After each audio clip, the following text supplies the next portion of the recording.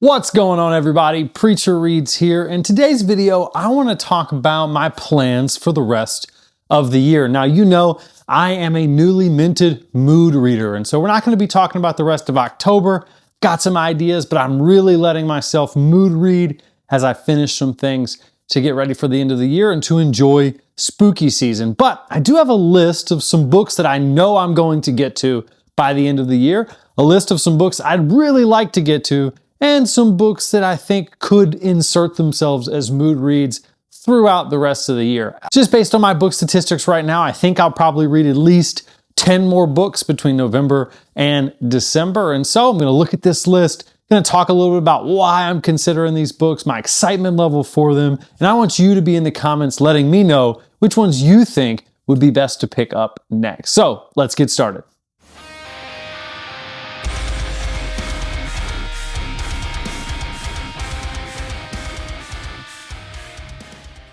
All right, so let's start off with the obvious ones. If you guys watch my channel or follow my content at all, you know that November is gonna be insane. That just like all of the other booktubers in this side of booktube, I'm excited for 3 new releases that I will not be skipping. There's no chance that I am not reading them. And to kick off my November, I'm going to be finishing the Empire of the Vampire trilogy. Empire of the Dawn comes out on November the 4th. Talked a decent amount about this series. I really enjoy it, and I'm excited to see how Jay Kristoff finishes this series. There's no chance that I'm not reading this. I'm already locked in for it, gonna be grabbing it on release day and probably reading it in less than a week because we've got to get ready for the second big release in November. And you guys all know that that second big release is going to be book 2 in the Hierarchy series, and that is The Strength of the Few.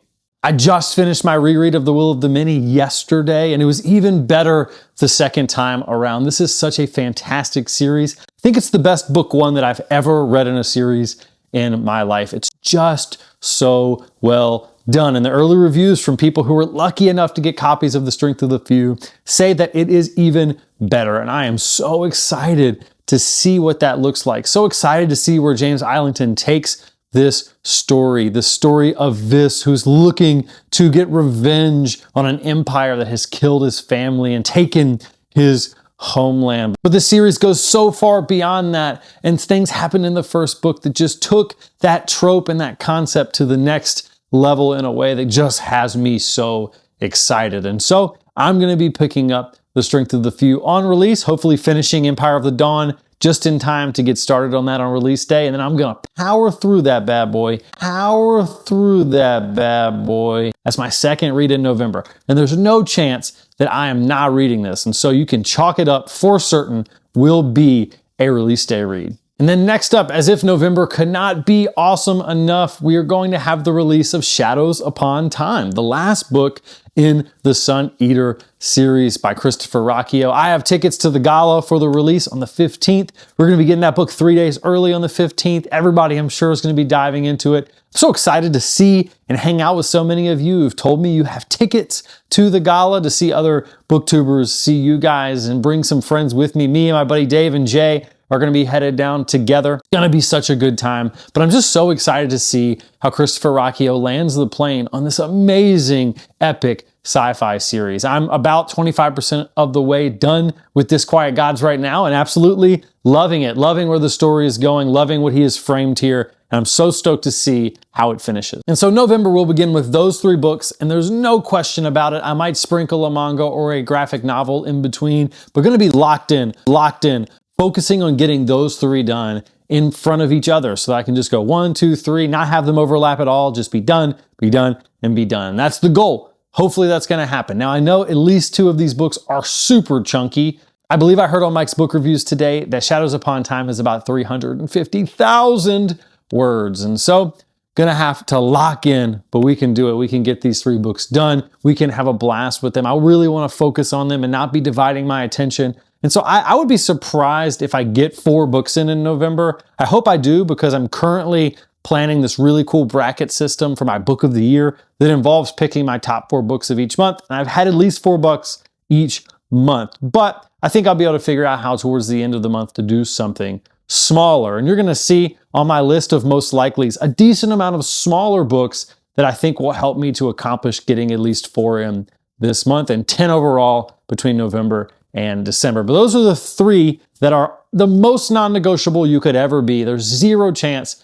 barring my death, that I will not be reading those books. Next up, we've got one more new release, and I just don't know if I'm going to be reading it on release because it's too close to Empire of the Dawn. But if you guys know House of Leaves by Mark Danielewski, he is coming out with a new book called Tom's Crossing. And I know almost nothing about this. I just know that it's coming out at the end of this month. I know I'll be picking it up, and I know I will be reading it this year. It's probably going to be my first December read. I have heard that it's like 1,100 pages, and it's Mark Danielewski, so I'm sure it's going to be complicated and slow and something that's going to take a little bit of brain power, but I got to read it on release. I really am excited to see what he's going to do in this new book. Not a lot of people have had it. I think there's been some review snippets that have been sent out, but like review copies have been very hard to come by. But you guys know how much I love House of Leaves. You guys know how much I enjoy taking those kind of journeys. And so pretty much 100% that I'm going to be reading Tom's Crossing this year, probably once I'm done with the big 3 November releases. But I may try to start it at the end of October and see how much I can get through before we get to Empire of the Dawn. But you will be seeing my thoughts on Tom's Crossing this year, the year of our Lord, 2025. And then last but not least, it's time. I can only hear John Rammel from Rammel Broadcasting talk about this author so much before I just have to commit, and that is Haruki Murakami. Maybe there's some asshole on the internet who keeps recommending his books to you. Haruki Murakami, and this is IQ84, the one that he seems to talk about the most. As a realist, I don't think most people should be starting here. I think this is a bad place to start. And so, John, I'm taking the challenge. I'm picking up Murakami. I'm excited to see what you love so much about this author. He sounds weird. He sounds out there, and I love weird and out there. And so we're going to be doing IQ84 this year. Now, what that means is that between Tom's Crossing, IQ84, and the other 3 book releases, that's essentially 5,000 pages of books in 2 months. And so whatever else I'm going to fit into this year is going to have to be pretty small. It's going to have to be something that I can really just do quickly. I may have to add some audiobooks in there. I may have to do some immersion reading to try to get through some things. Because I want to have at least 4 books per month. I'd prefer to have 10 done by the end of December. But these chunky boys are calling my name. And so those are the 5 books that are pretty much done deals. 3 of them are 100%. Then I would say Tom's Crossing and IQ84, barring something crazy happening, are going to happen in December, maybe in November, where we start them. All right, so let's move to the probablys, or to my stack of kind of the first ones that are going to come up if I'm trying to throw books in between those 3 big releases, or I'm trying to finish December strong. Most of these are smaller, most of these are quicker, most of these are ones that I've been able to get an audiobook, I've been able to get from Libby using my library card, things that I think I'll be able to sprinkle in between those giant tomes that I have coming up. So here's a list of the books that I'm most likely going to choose from first as I'm trying to round off my year. First off is one I'm pretty confident about because I think it'll be a perfect palate cleanser in between some of these big boys. And that is the Solo Leveling light novels. I finished the first one a couple months ago, really enjoyed it, really quick read. I think the audiobook's done very well. So I'll probably audiobook the second volume. I think that'll be a pretty easy thing to do, maybe at the end of November, maybe even audiobooking while I'm physically reading some of those new releases. But I enjoyed the first one. The prose is something you have to get used to. But the story's really, really cool. I have no experience with the manga or the anime, so reading the novel has been a blast. Another one that was purchased for me a few months ago using my Amazon wish list, that is a quick read, that's fast-paced, that's different, that seems like it would be a cool palate cleanser in between some of these big epic fantasy and sci-fi novels, is Sledge versus the Labyrinth. I've heard some awesome things about this from guys like Chris, the Bearded Book Beast. It's a pretty short one, it's a quick one, and it's definitely a different tone and feel from some of these other big books I'll be reading. And so this is pretty high on my list of one to grab to finish off the end of the year. At this point as a booktuber, I feel like I'm almost sinning because I have not read any Adrian Tchaikovsky yet. And so Service Model is pretty high on my list. It's one that is decently quick. It's not one of his giant chunky boys. It sounds very interesting to me. It sounds like something that I'd like to dive into and check out. And so I think this could be one that you could see in between some of those big releases, and at the end of December, maybe diving into this to see what all the fuss is about Adrian Tchaikovsky, the guy who writes 18 books a year. Occasionally when I go to the bookstore, I like to grab a book that I don't know at all. I don't know the author at all. I've never heard of the book before, but maybe it just catches my eye. The back sounds interesting. And oftentimes I try to make it something that is a little out of my comfort zone. And I did that recently with my Barnes & Noble gift card that I got for my birthday. And so one of those books that I grabbed is a pretty short one that does intrigue me, and that is called Lost Souls Meet Under a Full Moon by Mizuki Sugimura. And this looks really interesting. It's definitely something that is not my usual read. It looks a little bit more literary, but I thought it was beautiful, thought it was interesting sounding, it got good reviews. It's pretty short, and so this will probably be high up on my list, especially if I'm feeling a little bit of a fantasy sci-fi burnout after finishing up those 3 big new releases. Another birthday present from one of my awesome viewers was The Shadow and Betrayal. This is A Shadow in Summer and A Betrayal in Winter by Daniel Abraham. The first of these being A Shadow in Summer is one that I'm pretty excited to jump into. I think would be an easy read in the month of December. And so Shadow in Summer could be one that I could dive into pretty easily, I think. And so this is pretty high on the list. Everyone who has been reading this has been loving it. John from Talking Story absolutely loved it. Books, Beverages, and Besties absolutely loved it. Everybody who talks about it says that it's a must read, and it's pretty short. I think both books together is only a little over 500 pages. And so this one's definitely high on the list to sprinkle in. Next up is a newer release from a friend and an awesome self-published author, and that is Cold Silver for Souls by Tori Tekken. Everyone I know who's been reading this has loved it. It's quick, it's fast-paced. It's one that I think would be a really cool one to read in the winter. And so I think this is probably second or third highest on this list of the books that are going to come after I'm done with those new releases. Pretty stoked to read it. Pretty excited to see what Tori does here. I loved book 1 of her last series that I read, and I think that this one is going to be an awesome one to read as well. And so pretty confident you'll see this one talked about on the channel before January.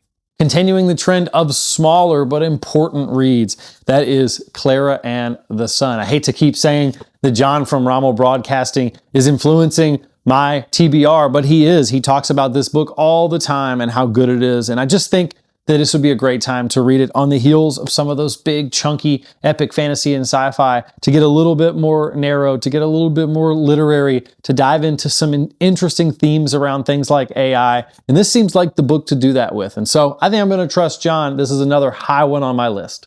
This last one is probably the lowest on this list of ones that I think are the most likely for me to grab, but it's beautiful. I just received it. It was the first book from the new SF&F box by The Broken Binding, and that is this Witcher prequel, The Crossroads of Ravens. Now, I'm very interested in the Witcher's world and lore. I watched the TV show up until the change of actors and enjoyed it for the most part. But I've been interested to dive into The Witcher. Have been a little scared off by what people say are some translation issues and some clunkiness in the writing. But when you have a beautiful edition like this, it's hard to not at least try it. And it's not very big either. And so I think this one could be one that you could see me pick up.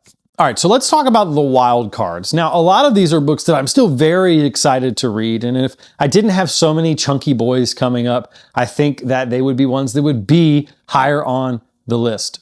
So I think for a lot of these, if they don't happen in November or December, they're most likely going to happen in the first quarter of 2026. I'll be doing a video soon about the series I want to start or finish in 2026, and there may be a lot of these on here. But right now, these are the ones that I'm reserving for, man, if my mood really suits me to something else, these are the ones that I'm pretty excited about. I've been excited about, just haven't had a time to throw them into the middle of the stuff that I've been hyping up and talking about so much. But I want to be more of a mood reader, and so I want these ready to go in case it's time.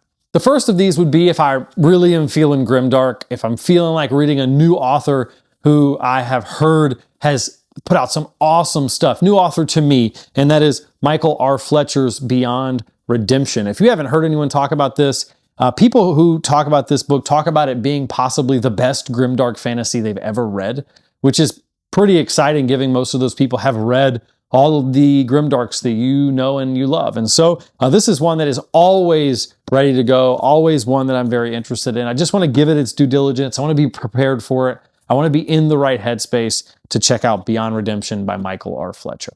This next one is only not on my TBR for the next 2 months because there's just no chance I can put another 1,000-page book on the TBR, and that is Lonesome Dove by Larry McMurtry. I think this will probably be a January priority if I had to guess. I want to read this book so bad. I think just hearing about it, I think it's going to slot in there with Demon Copperhead and Boy's Life. And some other literary fictions that technically aren't what I usually like to read, but are just going to blow me away. And so Lonesome Dove is high on that list. I just can't physically read another book like this if I'm going to read those new releases that are coming out in November. I'm going to get through those in a way that does them justice. I just don't see how I could also knock this out. And so I think saving this for January may be the choice. But you never know, I've done weirder things before. In much the same vein is Dreams of the Dying by Nicholas Lietzau. I'm very interested in this. I have heard from so many people that this is going to be my kind of fantasy with the horror elements in it. But again, it's a chunky boy, and I just don't know if it's going to be the time right after those 3 big new releases to try to dive into this. And so I think an early January, February read for me on this one, but you never know, it could hop its way in there. I've heard so many good things about this book. Another one on this list is an author that I just keep being told I need to read. Everyone loves her, keeps talking about her. She's active in the community, which is so awesome. And that is Janny Wirtz and To Ride Hell's Chasm. I think I'm going to start here with Janny for sure. And I'm excited to read it. And I just think that I need to find the right time to make sure I dive into this because I know her prose is very beautiful and it's a little bit more dense. And so I want to give this the time it deserves. It'll probably be early 2026. But if you had to ask me which fantasy novels I'm most excited to read soon, this is going to be one of them after those new releases. And so this is always going to be an option for me. It's always going to be right there. And I think it's probably going to be 2026 when I do it, but it's definitely one that sticks in the back of my mind when I think about what's next to read. Speaking of being sold on a book that you had no clue you wanted to read, this one right here, The Chronicles of Thomas Covenant, the Unbeliever, book 1's Lord Foulsbane by Stephen R. Donaldson. Every time I hear Jake from Nerd Level Rising talk about this book, it just makes me want to read it even more because it just sounds so unique and interesting and subversive to your typical tropes in fantasy. And so 2026 is a definite for this one as well. I don't think I'm going to fit it into this year, but it's not too big, and I definitely could see it being a December read if it calls for it. This next one is a priority for 2026, but could creep its way into the 2025, and that is The Crimes of Rooker Flynn by A.R. Witham. And this series in general, I believe the 3rd book just came out or is about to come out, and I've heard so many good things about this self-published fantasy. And so going to be diving into this very, very soon. I would not imagine a world where I don't have this done by the end of 2026, not just this book, but the series in general. Heard great things about it. The author sent me multiple books to read, and so very grateful for that and definitely want to check it out. Another book that I've been super interested in that was given to me for my birthday is Gunmetal Gods. Now, look at this cover. This is just the regular one. Every time someone shows me their special edition of Gunmetal Gods, I cry a little bit inside that I don't own it.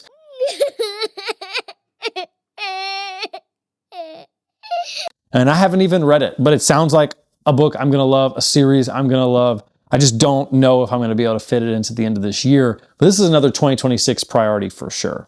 This next one is a long shot, but I could see The Strength of the Few being so good that I just read this next because I need more James Islington, and that is finally reading the Lycanius trilogy and the book 1, The Shadow of What Was Lost. I just think that James Islington is brilliant, and if The Strength of the Few is so good that I want to get to this and read it, then I might just do it. Again, I'm trying to be a mood reader, and so I definitely think this would be a 2026 series to at least start. These are some chunky boys as well. I could imagine an alternate universe where I finish The Strength of the Few and just immediately jump into The Shadow of What Was Lost because James Islington just becomes this person that I have to consume everything that he's written. Next up, maybe the priority series for me in 2026, and that is The Way of Adan by Philip Chase and this series in general. Like with Janny Wirtz, this is one that I just want to make sure I give the right time, that I'm in the right mindset, that I'm ready for that classic fantasy vibe. And it's just this is such a beautiful addition. Part of the reason why unfortunately, I haven't read this yet is because part of me kind of wishes I could have all 3 of these editions before I begin, because I don't want to read book 2 and 3 not in this beautiful edition, because I'm reading this edition. I know some of you guys don't read your special editions, but I'm reading this edition, right? And so I don't think that's going to happen. I think I'm definitely going to start it in 2026, even though all 3 of these won't be out by then. And this is probably the priority series for me in 2026. And I don't want to throw this on the heels of these 3 new releases, not give it its due time.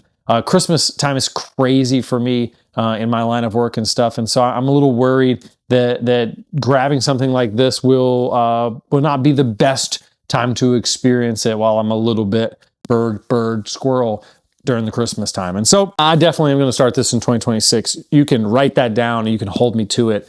The Dan trilogy will be something I prioritize next year. I don't see it happening this year, but there's always an outside shot because it's beautiful. Philip Chase is the man, and I've heard it's a fantastic story. And last but not least, another one that I just have some beautiful editions of, but on this one I have all of them, and that is these right here, starting with Black Sun by Rebecca Roanhorse. Now, these are gorgeous. These are the Broken Binding editions, and I have all 3, and I've heard that this is a unique and cool series and will be another priority for me in 2026. But I could see an end of December diving into this. It's not that long, probably depending on how IQ84 and Tom's Crossing go, will depend on what I jump into next. If I need to read a couple quick things to make sure that I round out the year, to make sure that I get my 4 books per month in, this probably won't be where I go, but if I got a little bit more time, it may be. And this is just a gorgeous edition. And then all of them back there are beautiful, gorgeous editions. So that's what I'm thinking for November and December. Make sure you check back soon for my conversations about my spooky season reads. It's been going really well. Thoroughly enjoy it. Just started Boys in the Valley by Philip Fracassi, which is already, it's exactly what I've been looking for. And so make sure you're checking back on that, checking back on hearing about my priority 2026 series that I want to start or finish. Keep an eye out next week. I'll be out of town, but I'll be on a friend's trip with a bunch of my friends, and many of them read The Will of the Many with me over the last couple of weeks. And so I'm going to be doing a review style video that's going to be a combination of me reviewing The Will of the Many, talking about what I'm excited for the next book, and also doing short little interviews with all of my friends while we're away on this trip together. I think that's going to be an absolute blast. I hope you guys enjoy that type of a video, but that'll be next week's video. And then when I get back, we will kick back up the Book Street Boys podcast. I know it's been about a month. Just wanted to give it a little bit of time in between those first 5 episodes to let everybody recharge, to come up with more stuff to rant about, and to dig back in to those are going to be so much fun. So keep your eyes out for those. Thank you guys so much for hanging out. Make sure you like and subscribe to support the channel. Giving a like to this video and a comment is huge in supporting it for the algorithm. The algorithm just loves likes and it just loves comments. And so even if it's just something short, let me know down in the comments what you're most excited to see me read, or if I'm missing something that needs to be a priority in 2025. Thank you guys so much for coming and hanging out and supporting this channel. I'll see you soon.